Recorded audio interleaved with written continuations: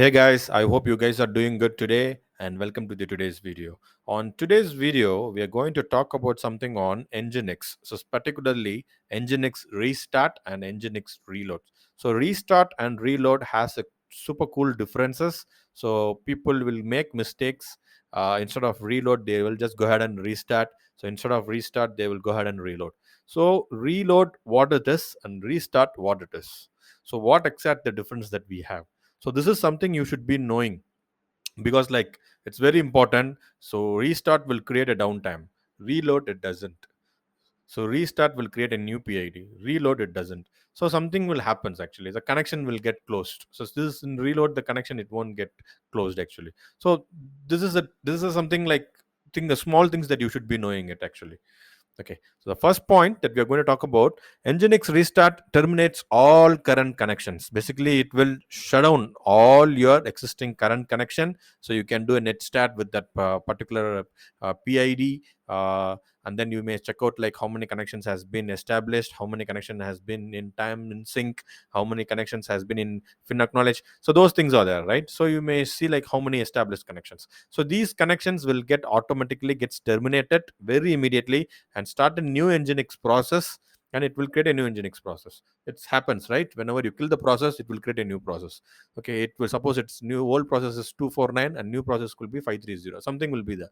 Okay, while reloading, Nginx keeps the existing connections. So the connection count, it won't get decreased, it won't go down. The connection, it won't get closed. The connection will still be on. Okay, so existing connections will be alive and it start a new process that listens on a different port.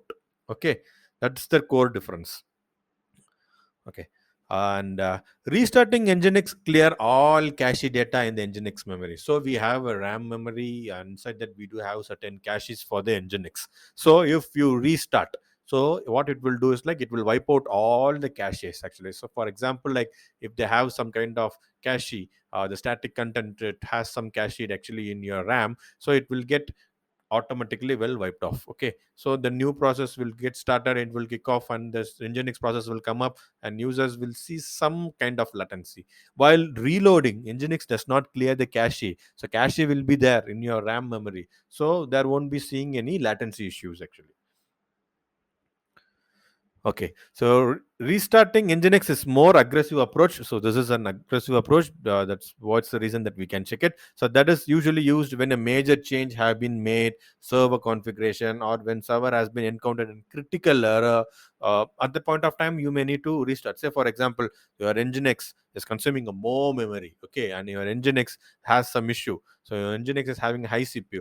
Okay, what do you have to do? You usually like they will suggest us to go ahead and restart, right? So that's the problem. So whenever the problem comes, we may need to go ahead and restart. It's an aggressive approach, they say actually. And while reloading, and then coming on to the reloading space, while reloading in an Nginx is a less aggressive approach that is usually used when the minor changes have been made to the server configuration, or when a new server blocks needs to be added. Say for example, you're adding some config. Okay, you're changing the Nginx listen port from 8080 to 8180. Okay, what you will do? So usually people in Apache or some other thing, like they will go ahead and reset. You no need to do it, you can just go ahead and test it, and then you can just reload it. So there is some command called Nginx-t. It will helps you to test, and you can go ahead and if the configuration is success, then you can go ahead and reload. Okay. Okay, during a restart, Nginx needs to reload all configuration file and modules. So that's the problem. Okay, while in reload, Nginx only needs to reload the new config file and new module. It's a core difference. Like so, whenever the Nginx gets restarted, it will check all the config file, all the module has been properly in place, and then it will kick off the process and it will come up. So in Nginx reload, it's totally different. What it will does it like it will just check the config. So config is tested. Okay, it is successful. Then I will go ahead and reload. Okay, fine. This is cool, right? Nginx restarting results in a brief period of downtime. Agreed. Yes, correct. That's an issue. If it is down, like connections will get closed, and then like users cannot access the Nginx. So request it won't even proxy it, and all those things happen. In reloading, does not result in any downtime. Agreed. Because like live connections are still on, right? Only the process will get changed, right? So it's Okay, restarting Nginx requires a stopping the old Nginx process and starting a new one, while reloading Nginx only requires a starting a new process. That's it. Restarting an Nginx can be more time consuming than reloading an Nginx, especially if there are many connections to the server or if server has a large amount of cache data.